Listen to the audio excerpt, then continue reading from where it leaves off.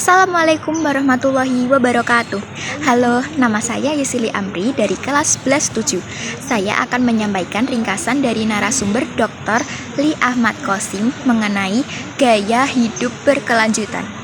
Semua orang harus sehat, karena dengan sehat semuanya akan bermakna.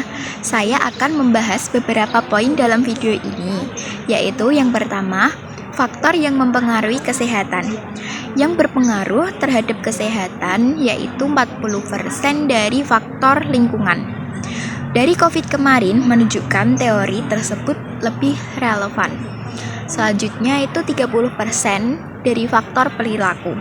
Kalau perilaku kita tidak sehat, maka kita bisa sakit. Contohnya, kita tidak pakai masker, tidak mencuci tangan pakai sabun, dan kita bisa terkena COVID. Biasanya senang merokok, senang makan mie instan itu menyebabkan usus buntu. Lalu minum soda juga menyebabkan batu ginjal. 20%-nya dari faktor pelayanan kesehatan. Tapi di Pati sudah baik ya faktor pelayanan kesehatan. Terus terakhir faktor keturunan genetik seperti diabetes. Kita bisa diet tapi seimbang.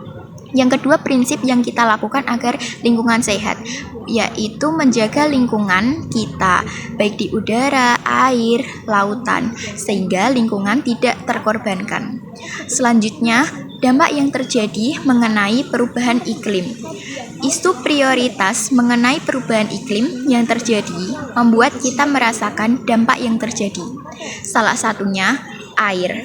Sumur yang digunakan sudah tercemar bakteri coli dari tinja kita. Air sungai juga tercemar. Pengolahan sampah dan limbah. Alih fungsi lahan cepat berjalan.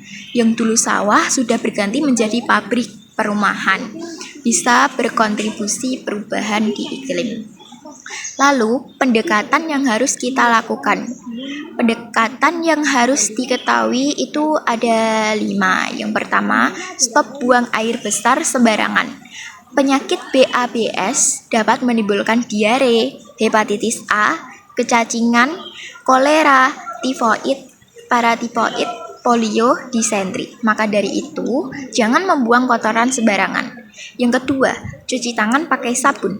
Penelitian dari narasumber menyatakan bahwa cuci tangan pakai sabun sebelum makan lebih sedikit daripada sesudah makan.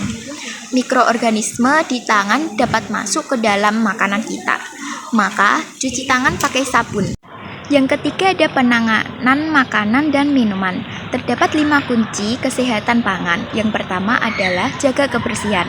Kedua, pisahkan makanan matang dan mentah. Ketiga, masak dengan sempurna. Keempat, simpan pada suhu yang aman. Dan yang kelima, gunakan bahan baku air.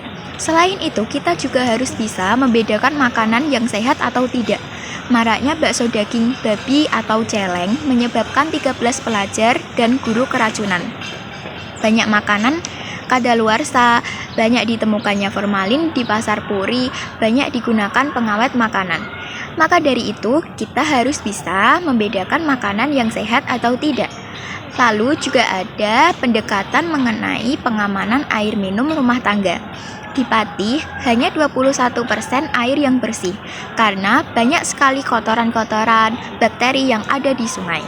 Syarat air minum fisik yaitu tidak berwarna, tidak berbau, kimia, mikroorganisme, atau biologi. Yang keempat, pengelola sampah.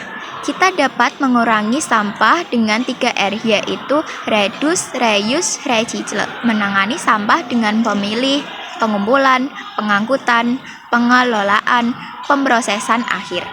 Yang kelima yaitu pengelola limbah. Pada limbah kita juga bisa mengolahnya, seperti sampah organik bisa dijadikan kompos. Daun-daun yang kering juga bisa digunakan untuk pupuk. Potensi resiko kesehatan akibat sampah, pencemaran lingkungan, rendahnya nilai estetika, tingginya kepadatan vektor penyakit, yaitu lalat tikus, nyamuk, kecoa, dan lain-lain. Peningkatan penyakit menular seperti diare, kulit, DBD, dan lain-lain. Maka dari itu, kita perlu mempersiapkan diri sebaik-baiknya dan berperilaku hidup sehat. Karena jika tidak dengan kesehatan, maka tidak bisa mencapai cita-cita. Terima kasih. Bye-bye.